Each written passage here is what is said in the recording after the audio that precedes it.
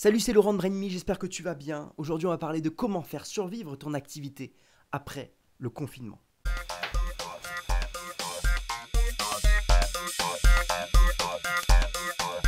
Alors la promesse est lourde, la promesse est pas simple à tenir. Cette vidéo, je la procrastine depuis un petit moment parce que prendre la parole sur ce sujet, c'est un petit peu mettre les mains un petit peu dans le cambouis. Et je voudrais mettre un gros disclaimer juste avant cette vidéo. Tout ce que je vais dire là n'est pas la promesse à une solution idéale pour tout le monde.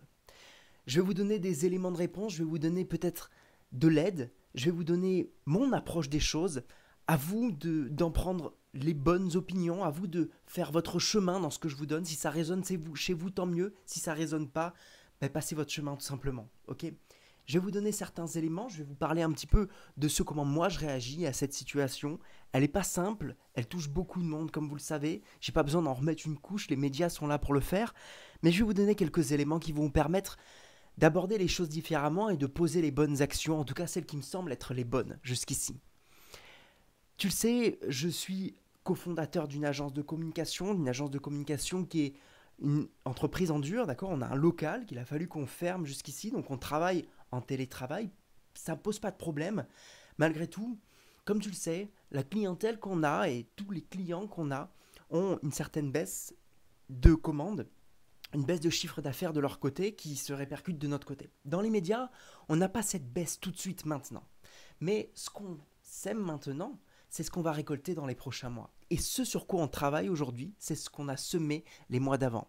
Donc aujourd'hui, on a tout intérêt à faire un vrai travail de communication, un vrai travail de lien social avec nos clients pour pouvoir perdurer. Et c'est ce que je te proposerais de faire aujourd'hui. Créer du lien social avec tes clients. Crée un maximum de liens avec tes clients pour travailler sur l'après. Ça, c'est le premier point que je voulais te donner pour que tu puisses arriver à faire survivre ton activité. Deuxième point, si tu travailles avec des clients qui sont dans l'événementiel, il va falloir que tu t'adaptes. Il va falloir trouver une vraie capacité d'adaptation. L'événementiel aujourd'hui est en train de changer de paradigme. Aujourd'hui, dans ces cas-là, l'événementiel est en train de s'adapter avec de la visioconférence notamment. Et je sais très bien que les vrais rendez-vous physiques vont perdre en termes de communication. On a un client qui travaille sur un gros salon, qui est un de nos plus gros clients, plus de 30% de chiffre d'affaires. Le salon, ils ne savent pas s'ils vont le faire. Ils ne savent pas réellement comment est-ce qu'ils vont se projeter dans les prochains mois. Et nous, on réalise toute la communication de ce salon. Et on voit très bien qu'il y a une vraie baisse. Et ils sont extrêmement frileux de savoir est-ce qu'ils vont faire ce salon ou pas. Donc ils communiquent que moyennement sur ce salon et naturellement nous, ça nous occasionne une baisse de chiffre d'affaires. Donc voilà comment ça se répercute sur une entreprise comme la mienne. Peut-être que d'autres ont des baisses de chiffre d'affaires qui sont complètement différentes. J'ai vu un YouTuber qui demandait à des graphistes si ils avaient une vraie baisse et s'il y en a certains qui n'avaient pas vu de changement. On était à peu près aux alentours des 30% à dire qu'il y avait un peu de baisse et d'autres ont dit que ça n'avait rien changé. Donc ça faisait 60%, il y en a 20% qui ont dit qu'ils avaient vraiment beaucoup plus de travail et 20% qui ont dit que ça s'était totalement écroulé. Ça c'est pour vous donner quelques chiffres. Moi je crois que je me situe un petit peu au milieu, je ne sais pas pour vous, dites-le moi d'ailleurs dans les commentaires directement. Comment est-ce que vous vous situez ? Est-ce que tout est statu quo ? Est-ce qu'il ne se passe plus rien du tout ? Ou est-ce qu'il y a toujours des choses ? Et auquel cas, ceux qui s'en sortiront le plus aujourd'hui, ce sont ceux qui vont créer beaucoup plus de liens sociaux, comme je le disais dans le premier conseil que je vous donne dans cette vidéo. Aujourd'hui, votre capacité à survivre à cette crise, c'est votre capacité d'adaptation. Et c'est votre manière de proposer certaines choses. Deuxième point que j'aimerais évoquer avec vous. Proposer, pour une fois, du travail d'aide. C'est une aubaine pour ceux qui cherchent à se lancer et qui ont peur de mettre des chiffres sur un devis. Pour ceux qui ont peur de se dire « je ne me sens pas légitime quand je crée un devis et que je mets 500 €, 600 € sur la plaquette que je vais réaliser ». C'est une aubaine pour vous d'offrir ce service, tout en mettant le tarif que ça coûte, mais offrez ce service pour que les gens puissent se souvenir de vous dans ces moments-là. C'est le moment de planter des graines pour l'après. Pourquoi est-ce que d'habitude je vous aurais dit de ne pas le faire ? Sinon, au départ, non. En temps normal, ne faites pas ce genre de choses. D'accord ? Ça va vous discréditer. Ça va faire crève la dalle, ça va faire crève la faim. Non, mais là, c'est une aubaine. Vous avez la capacité de dire que c'est pour aider, que c'est vraiment pour promouvoir une entreprise qui est en difficulté, par exemple. Faites-le, c'est le moment. Donc, ça, c'est un conseil que je vous donnerai. Progressez en proposant de l'aide. D'accord, ça, c'est important. D'habitude, c'est impossible de le faire. Aujourd'hui, vous pouvez le faire. C'est maintenant qu'il faut le faire. Quel point que je voulais aborder avec vous? Agir et pas réagir. C'est un point que je vous ai donné dans les vœux que je vous ai faits en début d'année, en 2020. Il y a beaucoup de personnes qui réagissent, mais qui n'agissent pas. Aujourd'hui, face à cette situation, j'imagine que beaucoup d'entre vous sont dans la réaction. Ils réfléchissent, mais comment ça va se passer? Qu'est-ce qui va se passer? C'est le bazar, ça décroît, je n'ai plus de clients, comment est-ce que je peux faire? Les amis, c'est bien de réagir, mais passez plus de temps à agir que de temps à réagir. Si vous réagissez trop longtemps, vous allez avoir du mal à passer à l'action. Ce sont vos réactions qui entraînent vos actions. Mais si vos réactions sont trop longues, vous n'avez plus le temps d'agir et vous êtes complètement bloqué, pétrifié par la peur. Et la peur vous bloque.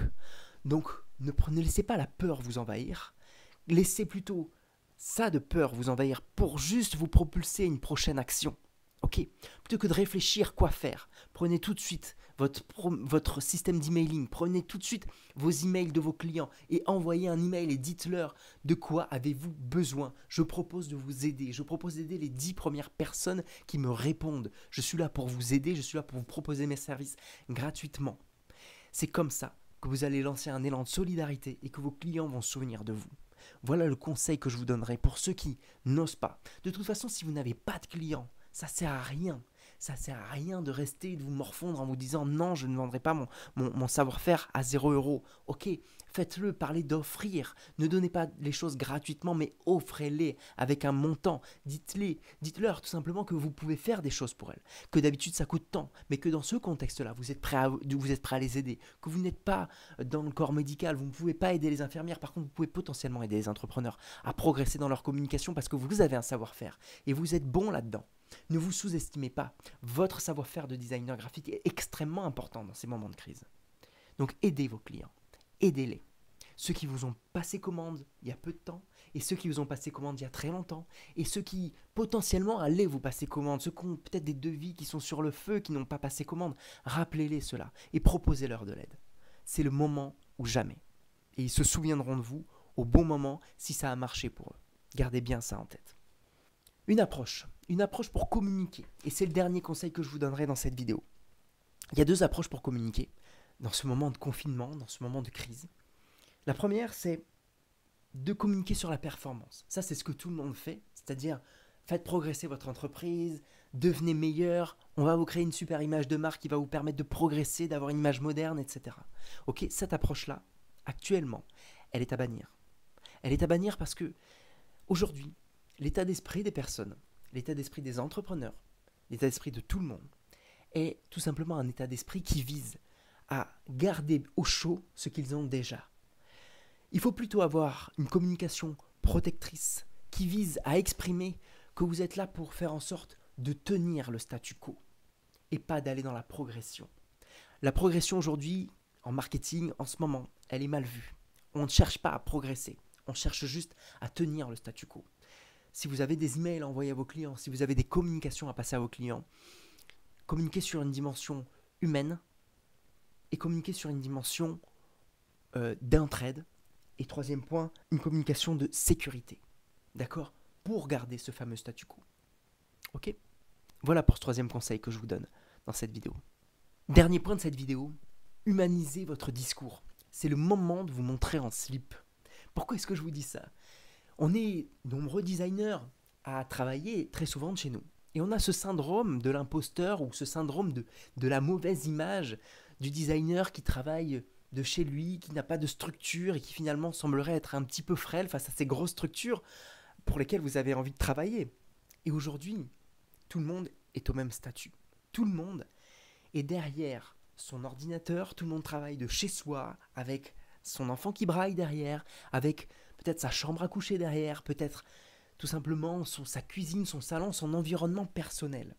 C'est le moment d'aller vers vos clients en humanisant ce discours et en vous montrant tel que vous êtes, en cassant toute cette rupture presque institutionnel qu'on a envie de donner quand on veut communiquer à nos clients. Aujourd'hui, tout le monde est en slip derrière son ordinateur et ça va recréer du lien social. Ça met tout le monde sur le même piédestal. Qu'on ait 50 employés, qu'on travaille tout seul ou qu'on ait une SAS de 6000 personnes salariées. Tout le monde est au même statu quo.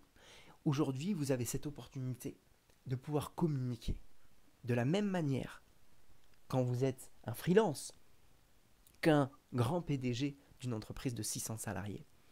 Et ça va vous aider à communiquer de manière plus humaine. Donc allez-y, communiquez comme ça. N'hésitez pas à vous montrer en slip, peut-être pas, mais en vous montrant tel que vous êtes. Et ça va casser vraiment cette barrière de statut social. Et ça va vous ramener à un côté beaucoup plus humain et beaucoup plus direct. Vous allez créer du lien et de la connexion avec vos interlocuteurs et vos futurs clients en faisant ce genre de choses. Voilà pour les conseils que je te donnerai, toi designer qui me regarde. Voilà les conseils qui vont peut-être pouvoir t'aider. J'espère que ça va résonner chez toi. Je te laisse me dire en commentaire ce que tu en penses. Je te laisse me dire ce que tu as déjà entrepris pour que ça aide les autres designers à avancer. J'espère que ça va grandement t'aider. Puisque tu es en confinement, puisque tu ne peux pas bouger de chez toi. Ces derniers temps, j'ai créé des webconférences, j'ai fait des webconférences et il y en a une prochaine que je lance là, prochainement, tu verras le lien est dans la description, tu peux t'y inscrire. Dans cette conférence, on parlera de la bonne approche pour créer des logotypes épurés, design qui tiennent dans le temps. On parlera de la bonne approche pour aborder la création de logotypes autrement, pour aborder la création de logotypes haut de gamme et pour potentiellement avoir une vraie confiance en toi, pour que tu puisses facturer des prestations haut de gamme, au-dessus de 1500, 2500, 3000 euros pour vos logotypes. Si aujourd'hui tu as un problème de légitimité, si tu cherches à te lancer, si tu es peut-être déjà designer graphique, je t'invite à t'inscrire à cette webconférence qui va te permettre d'échanger avec moi sur beaucoup de sujets. Et tu me donneras tes retours, on échangera ensemble. Beaucoup de designers y ont participé jusqu'ici et ça a été un super moment.